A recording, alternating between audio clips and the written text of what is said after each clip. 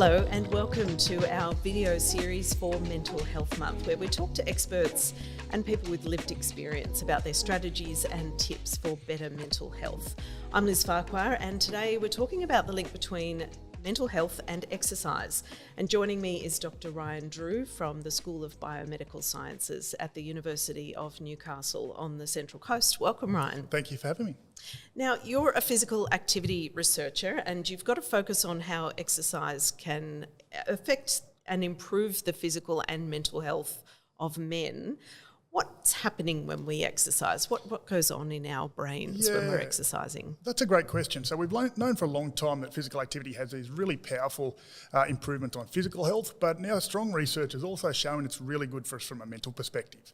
So some things there to think about, and it's not just for men in general, so I just want to make that point really clear, but it's across for people the entire lifespan. So if we've got young kids, playing a really positive role there for things like self-confidence, self-esteem and resilience, which are also really important for adults as well. But it's got this really powerful effect at an acute level, but also at a sustainable level as well. So how much do we need to exercise to see these benefits, Ryan? Is it something that we've all got to join a gym and start lifting weights, or is it as simple as getting out for a walk every couple of days? It's a great question. So the physical activity guidelines recommend different amounts for different people across the lifespan. So for young children, they've got certain amounts, old adults as well, and then older adults have some different changes, but just little changes can be have some really profound impacts as well. Like you mentioned, getting out, going for a walk, or it could be some strength training as well. All of them are really important, but they all provide some really important benefits as well. One of the key things I like to promote there is, like, if we align it with our needs and preferences, we're more likely to sustain that behaviour. So if you really like walking along the lake or going for a walk along the beach, do that. If you prefer lifting weights, you might do that as well. Okay, just trying to get a bit of a combination is always is really good. But the key thing there is whichever intensity that you do, if it's a light intensity, maybe high intensity, or maybe it is some more strength training sort of exercises, they all have a really positive impact on mental health. And is it just the exercise factor? Is it the fact that you're sort of in a different environment, maybe socialising with other people? What's the connection there? That's a great question as well. So physiologically, it has some really important benefits.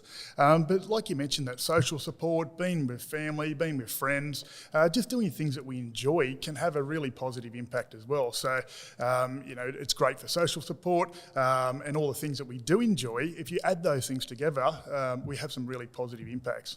So Ryan, say we've got a group of people in the laboratory thinking, look, we're really busy, we don't have time for this sort of stuff. I suppose it is about maybe talking to your colleagues about getting out for lunch together and going for a walk, or choosing a different park on the way into work, those sorts of bits of incidental exercise. It's a great point. So we touched on a bit of that structured exercise and social support earlier, but even just little incidental changes can play a really big role as well. So it could be instead of getting really stressed out trying to get that car park at the shops, well, you park a little bit further away, and you might even find that you get into the shops a little bit quicker anyway, and a little bit less stressful trying to get that golden car park out the front.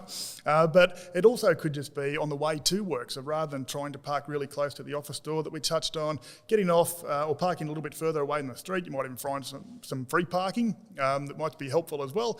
If you're catching public transport, getting off 2 or 3 stops before, and just try and find ways to do that. So it could be little incidental steps like that can play a big role, because if you get 10 minutes before work, maybe during your morning coffee break, you might even go to the coffee shop and you've got an extra 5 minutes, and then on the way home, back to your car or back to the public transport, all of a sudden you're getting close to 25, 30 minutes just through that incidental physical activity. Like I mentioned, taking the stairs instead of waiting for the lift, getting your heart rate up, and just finding any way you can to get that little bit of extra huff and puff. Scheduling it, planning with a colleague, a friend, anything like that, that can be a really positive tip to just make it more sustainable. Yeah, having somebody keeping you accountable is sometimes a big deal. Definitely. I think we live in this really busy world, and so many of us have got kids to juggle, or busy demands, we've got to stay back at work. But I think once you've locked it in, that power of sort of locking in the schedule and committing to what you've actually got to do can help make that behaviour change more realistic. We're more likely to just opt out of something if we're only letting ourselves down. But if we've got a friend or a colleague or a family member who we have to do that activity with, we're probably more likely to commit to it and create that long-lasting change. Andrew, you probably see a lot of people in your work who have not done physical activity or exercise for a long period of time, and it's something that they're completely out of the habit with. What are your tips to get people started from that very low point? That's a great question, and there's so many reasons or barriers that people do have as to why they're not active. Some of them might be costs. It might have been the lack of opportunities that you mentioned a while ago, where many of us, if we played team sports or just any type of sport as a younger child, we're more likely to maintain that throughout our life. But for some people, they didn't have that opportunity, so they might have a really low level of self-confidence or self-efficacy to be able to perform certain behaviours. When we think of things like in the gym environment that we're in here, if we don't know how to perform a certain exercise, that can be a little bit confronting and a bit daunting for some people. So just those little changes to get some education and build up skills and knowledge can have some positive changes. So if you're able to learn or maybe seek the advice of an exercise specialist, that can help someone to be able to just become more confident in the environment. And then once we become more confident, we're more likely to maintain that behaviour. It's like anything, when we don't feel very good about being able to perform an activity, we opt out pretty quickly because it doesn't make us feel very good. And it becomes a cascading thing, doesn't it? If your body image is not great, it spirals. So your mental health may not be in a good place walking into this sort of environment where you're unfamiliar with the equipment. You're not feeling like you fit with everybody else who might be in a gym environment. That can be really off-putting. Definitely, and it's all interrelated. Like if we are more comfortable performing those activities, we'll stick with it. But also, like you said, we can be quite reserved and anxious when we walk into environments that we're a little bit scared of. We haven't experienced that before, so it can be a little bit intimidating. And that's where we really try to get people to engage in activities or go to settings that align with their needs or preferences. When we feel more comfortable, we're more likely to maintain it. And that's where I sort of touched on that aspect of social support before, where if we can align it with a friend or a family member. Maybe it's someone at work who is quite active and they've got a bit of experience going to a gym setting, but it doesn't have to be a gym setting. It just might be some outdoor activities at work that you can engage in some body weight exercise. If you're able to sort of tag along with them and tap into their skills and knowledge, that can help people feel a little bit more confident as well. And strength training is quite important as we age, obviously, but again, you don't need a gym to be able to do body weight exercises, for instance, so there are options. That's right.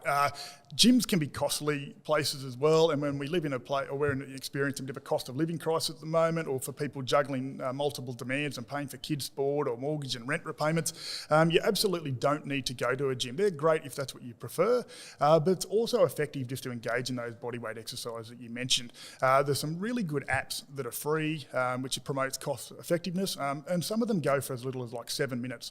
They've got guidelines and instructions and demonstrations on how to perform these behaviours. They've got inbuilt timers, so you can actually perform these just by following along at a time that really suits you as well. So it could be before work, during your lunch break, or maybe after work. But you can just follow along to those activities, and by doing so in an autonomous way. So you don't have to do it in a gym environment. If you're worried about going somewhere that might be a little bit intimidating and you haven't been there before, do it in a setting that suits you. So it could be at the park, it could be in your backyard, like you mentioned before, just getting outdoors and being in nature. But that confidential nature or autonomous nature is really important as well. And Ryan, you've obviously dealt with a lot of people in different situations through your research. Have you got any success stories that you can share with us? Yeah, there's quite a few, and I've been lucky to be a part of some amazing teams that have worked on research projects for young kids or older adults, or for some of the men in my research projects.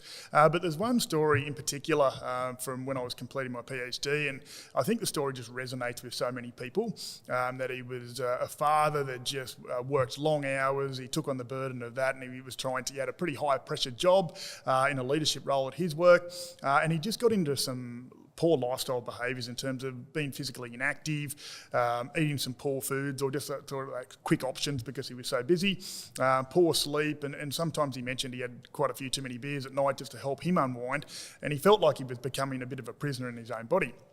But through our research project, he was able to make these sustainable long-term changes, just doing little things like preparing his meals rather than being at the mercy of his environment, taking the opportunity to be active all the time, whether it was before work or straight after work. And some of the things he mentioned was getting changed straight after work, or as soon as he got home, he was able to get changed, put on his joggers and his headphones and just get out and be active. Even if it was just a short 20-minute, 30-minute walk. I remember his words, he was just talking to he put on the dad music. I think he was listening to the Bee Gees or something like that, and just help him be present with himself. And I think that he mentioned in the interviews, when talking to him, that came through really strongly in the data that by focusing on himself and making sure he engaged in these good lifestyle behaviours, he became, in his words, a better dad, a better husband, and also a better leader at work, just because he could, take control of the positive situations in his life. So I think that one will always ring home for me, just to think it was great that he lost a lot of weight. I think he lost 15 or 20 kilos over the 12 weeks. He was able to reduce his depressive symptoms, which was really great in terms of the data, but just that real life impact that you're making someone's life, and probably the community health impacts from that a little bit better as well. So I think if that story helps inspire or resonate with others, I'm happy to share that one. Yeah, and I guess it's that idea, sometimes we think, I'm being selfish, focusing on myself and doing this for me, but the wider impacts are huge on your family and friends. They are, and as most people, we don't want to burden others. We can't, we're people pleasers. We want to get out and try and help as many people as we can. We always put ourselves last, but I think just by taking that time, 30 minutes, having some boundaries at work as well, knowing that when it's shut off time, the laptop gets turned off and you make a bit of a beeline for the car park to just give yourself that time to be physically active. The work in probably most cases can be done tomorrow or wherever possible, but it's just you're probably better for that as well. So just take that 30 minutes to be active, or even if it's, like I said before, 10 minutes, 20 minutes, little bouts across the day where you do things for yourself can be a really key part, just because that can help, I guess, the better long-term aspects of not just your health, but the community as well. Well, Ryan, thank you so much for your tips and strategies. Thanks for joining us today. No worries at all. Thank you for having me.